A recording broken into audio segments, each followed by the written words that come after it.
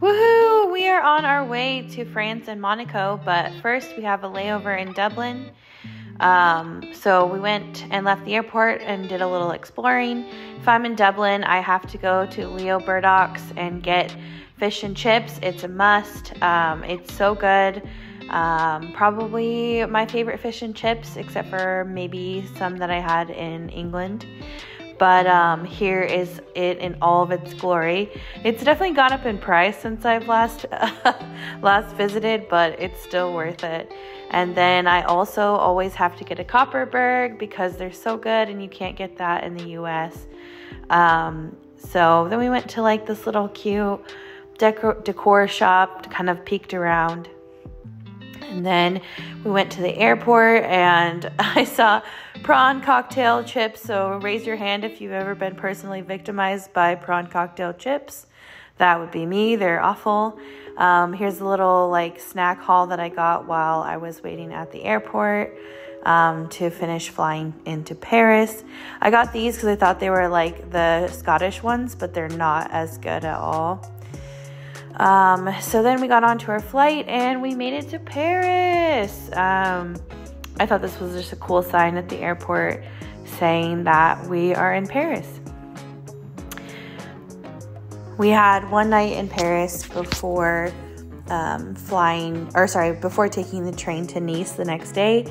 So this is just the outside of our hotel in Paris. We stayed near the Canal Saint-Martin, which is my favorite area of Paris. I always have like a tradition that I do in Paris where I go to the canal and I get like a little breakfast. I go and go to the fruit store, the cheese store, and a little bakery and stuff. So this time I wanted to stay near the canal and do all of that early in the morning. I had to get gelato, of course, because it was right across the street from our hotel. So here we are just walking around, and like I said, I go to the fruit store. So we went there and got a little breakfast, and we had it at the canal, my Paris tradition that I love to do. It was so yummy and beautiful. It was just like the perfect weather, and we just kind of had a slow breakfast. Well, the first time I went to Paris, I had a peach, and it was the best peach of my life. And then the second time I had the second best. So here's footage of me having the third best peach of my life. The fruit and produce in France is just incredible. And look at the size of this crow. This is the biggest crow I've ever seen in my life. And then it was funny, the bakery we went to has 3 locations, and I've recently been to all of those places. Then we went to the train station because we were on our way to Nice. So here's just some view of the train station. And then on the train, we were on the high-speed trains, so they go really fast. And then here's the first look of the French Riviera. It was so cool once we finally saw water.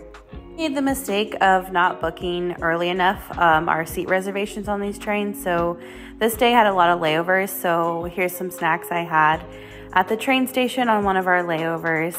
But we finally made it to Nice, and we had some wine to celebrate. Clearly, I'm very happy about that. And then we took a little walk to meet up with Chase for dinner. So fun fact, Chase and Maury and Casey were all vacationing here at the same time, so our trips overlapped. So we got to have dinner and some wine and chat with them because they had been in Amsterdam previously. I had a seafood dish, and then my friend had some like spaghetti looking type of stuff, and then creme brulee for dessert, of course. Delicious way to have our first night in Nice. And then I woke up to this most beautiful view, and there was birds. It was gorgeous. And then we had a little Parisian breakfast with a coffee and croissant, and I had a little smoothie. Perfect. And here's some views of Nice as I was walking around. It started to rain a little bit, so that's kind of why the ground is wet. And then I ended up going to a grocery store to get some supplies, and I thought it was funny, it said Sugar Daddy. Here's a view of our Airbnb. We were here for a few days. I really liked this Airbnb, and it kind of felt nice to like have an apartment where we could kind of spread out instead of having like a hostel or something like that. So it was really convenient to stay here. So here's just a look around. Here's like the street view from the window. It was a bit noisy because of all those cars, but not too bad. We had a full kitchen. She like left us a bottle of rosé. So that was super sweet of her. And there was snacks and whatnot. And then like a nice big bed. The shower was really nice. I did like the shower, but the bathroom was kind of small. I think I had more space in Japan in the bathrooms than I did here. But in any case, it was a nice place to stay. And then there was like this cute little balcony area with like chairs and stuff. And then I hung dry some of my clothes. That night we waited too long to eat. So one of the only places that was open was a Mexican place, and it was not very good.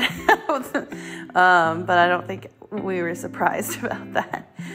Here's some more views of just walking around Nice. And then we went to dinner with Chase, Maury, and Casey again. So this is in Old Town Nice. And then we had this French onion soup that was so bad. It tasted like hot wine, and Chase and I could not eat it. It was disgusting. So this is the next morning.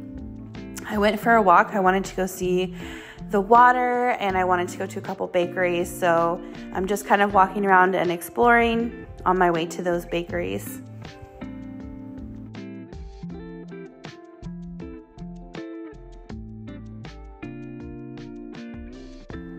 I kind of overall didn't really find the food in France to be amazing. This time I was actually able to like eat out a little bit more than I have in previous visits, but I still kind of just found the food underwhelming. And I don't know if I just like went to the wrong places, but wasn't quite as good as I wanted. But the bakeries, top notch. So that's definitely why I kind of sought out the bakeries this morning, because I wanted something tasty. The water was so beautiful, and it was nice going in the morning when it wasn't crowded and I could kind of like see it in its natural beauty. I was just kind of looking from the shore, but later this day, we did end up going swimming for a little bit. So I can say that I swam in the French Riviera and the Mediterranean and all that. So I actually went to a second bakery on the way back. I can't stop, won't stop. But this one was really good, and they had really tasty pizza. So I got a couple slices to take back to eat, like for lunch. We were headed to the Grand Prix, so I wanted to have like some food and snacks that we could take with us, rather than like trying to find food while we were over there. So this is kind of just me picking out what I wanted to bring over with us. I got an apricot tart, and then this pizza that was just like fresh tomatoes, really good. So this was Saturday, so this was the day before the Grand Prix, but it was qualifying and other activities going on as well. I went Saturday and Sunday, but my friend and then Chase and Casey went Thursday, Friday, Saturday, Sunday. This day we were in the shade, and that was really nice, but we like switched different viewpoints on the different days, so it was cool to see the track and everything from different angles.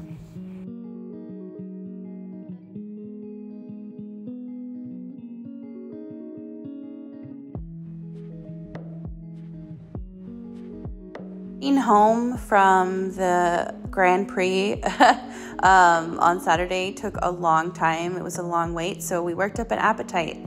So we went and got dinner and then went to bed, and right back at it. Here we are on Sunday before the race. This is a big day. So this is our different viewpoint that I was mentioning. This overlooked the yachts, and we were in the sun, but we were all kind of ready and prepared for the heat. And just really thrilled to be there. You could definitely feel the energy in the stadiums and it just was really exciting, and what a like once in a lifetime opportunity to be here. So cool, and I'm so glad that I got an opportunity to go. Thanks to Chase. Shout out. Thank you for letting me come and getting to do this with you.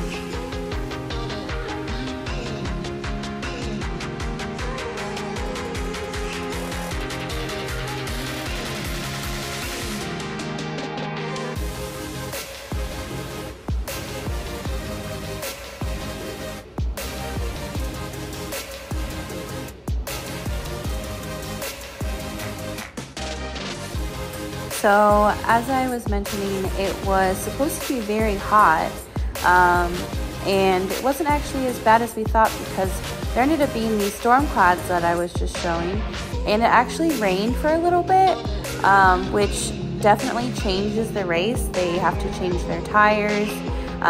It's a little bit slippery slidey, like we started seeing a lot of crashes and things going on, so it definitely adds a whole other layer to the race, and it was also like towards like the last third of the race, so it definitely built some suspense.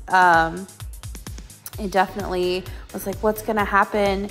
I was kind of happy to be in the rain, just because I mean, I would rather not get rained on, but I was just kind of like, oh, how cool, like we get to see all the different ways that this race could go, like because of the different weather conditions. So I thought that was super cool. And then one thing that's interesting about this track is that part of it goes through a tunnel, and so because they have to have these special tires on when it rains, they want the whole track to be the same. So there's actually hoses in the tunnel that they will like set off so that the whole thing is wet, which I thought was super interesting. So here they are going through the tunnel now. And then also, if you notice, like on the track, it's wet, but where the cars are going, there's like a dry patch, and it's literally the air and probably the heat from the cars going through. It actually dries the track where the rest stays wet. So that's also really interesting as well. But yeah, it was just so cool to get to see all the different elements of the race. Well, Casey was rooting for Ferrari, Chase was rooting for Haas, and I was rooting for McLaren, but it ended up being Max Verstappen with Red Bull, who ended up winning the 2023 Monaco Grand Prix. Being at the race was so much fun, but it definitely kicked my ass. So the next day, we were headed to Lyon, but we had a little breakfast in the morning, and I was so tired. So we kind of got a late start, so we only had time for a quick little breakfast, which you see here. And you can tell I look a little haggard. But then we were on the train, and we had a little layover, so I had some crepes at the train station, and yay, first sights of Lyon. There was like a little cathedral outside of our hotel, and also this bakery, so I had to go and get some dessert, and then we kind of went and spent the evening at our hotel room. And then this is the next morning. This is called Bellecour Plaza, I think. But we went and did some exploring, and so here's like this cool fountain that we saw. We had a outdoor lunch together. I had some fish and some stuffed tomatoes, which that was so good. And then just another plaza. The architecture in Lyon is just so stunning. And normally, like when I go to a city, if I'm there for a couple days, I'm kind of like, okay, like I saw what I needed to see, like let's go somewhere else. But the more that I saw of Lyon and its beauty, I realized I just did not have enough time. I think it's quickly become one of my favorite European cities that I've seen so far. And I would totally go back to Lyon and just spend a couple weeks there exploring. Like, forget Paris, like totally overrated and not half as beautiful as Lyon. We went to this stunning park. It was the most beautiful park I've ever seen. It's giant. I didn't even get to see all of the park, But we sat here and read our books for a while and had some snacks. And there was this beautiful rose garden that was there, and just kind of relaxed and took in the air. It was good kind of after all the busyness of the Grand Prix to kind of just be in nature and breathe some fresh air. I was obsessed with this Orangina soda, and then I got these gummies, but I couldn't eat them because they're Super Mario, so I just kept them. And then I kept seeing this like pigeon in the tree, but like pigeons don't really go in trees. And I tried to look up like, is it a different kind of bird? But it really just looked like this pigeon was like chilling in this tree.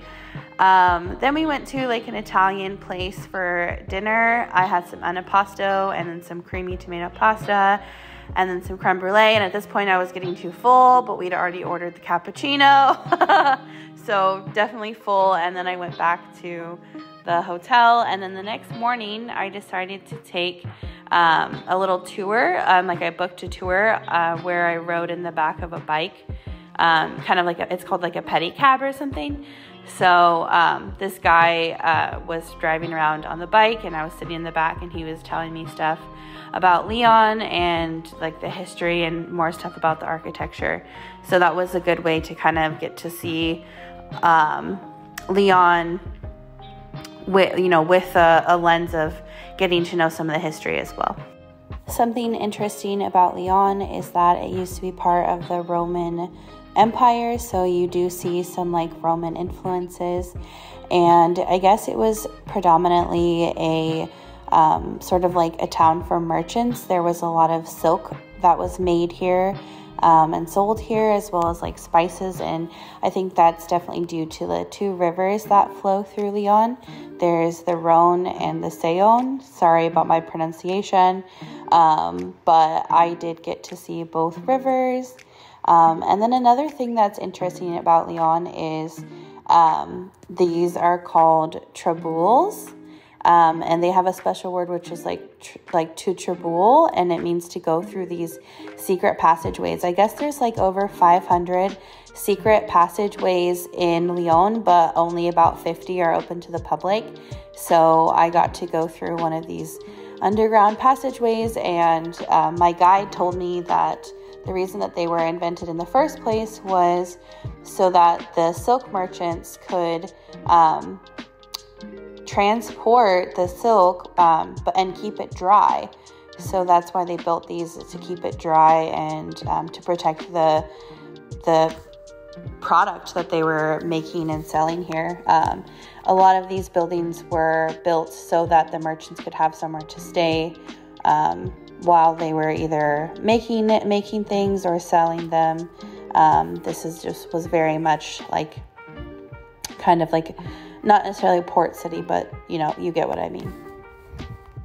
Another interesting thing my guide told me was that there was a dentist from Lyon named Marquette who kind of popularized marionette puppets as a way to distract his patients during procedures because of how painful it was.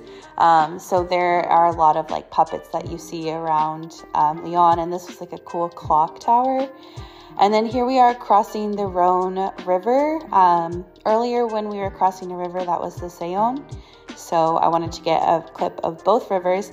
And then this is a really cool mural in Lyon where it looks like it's like 3D, but this is actually just a painting on a wall. So super impressive how realistic it looks. That really looks like people are standing on a balcony. And then here's just some more like architecture as we were on our tour. One thing that was really fun about this trip was just being in all the different areas of France. We went from Paris to Nice to Lyon, and every area is a little bit different and has different food and cuisines. One thing that I was told that we are really supposed to try here are these praline brioches. Those are the red ones, and so I tried one of those. And then I wanted to try some traditional Lyonnaise food, so we went to this restaurant that had super cute decor on the inside. There's like a little like cow stained glass thing on the wall there. and then this cute little butcher block where they cut the bread. And so yeah, I decided to get some food here. I got some French onion soup that made up for the other French onion soup, and then this like garlic buttery stuff with like kind of a ratatouille vegetableness.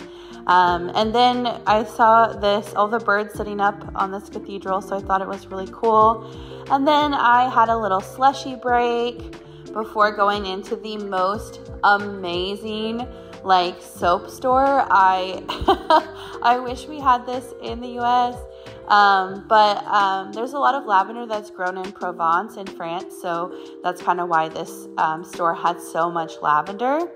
But look at all those soaps. Like, oh, I was in heaven. I smelled almost every single one, and I bought far too many. But I definitely had to like rein myself in. So this is called the Pink Tower. That is just a really cute thing that is in Lyon. Sadly, we only had a couple days in Lyon, so we were already making our way to the airport. And so we had a little dessert at the train station whilst we were headed to Paris. It was a great time to be going to Paris because the sun was setting, so almost the entire train ride was very scenic. We had a hotel near the airport, but we got in so late that we ended up staying the night at the airport. So we were very tired and very excited for when McDonald's opened in the morning. So I tried like a couple like things that you could only get in France, and then we were on the plane. I had to get a beer when we had our layover in Dublin, and then I had some macaroons at home until we got to play with the string. Glad to be home. And as a final thing, I got to scratch off 2 new countries. I went on 2 trips this year so far, and so I got to scratch them off and say, hey, I've been here. And that's it, guys. Thank you so much for watching.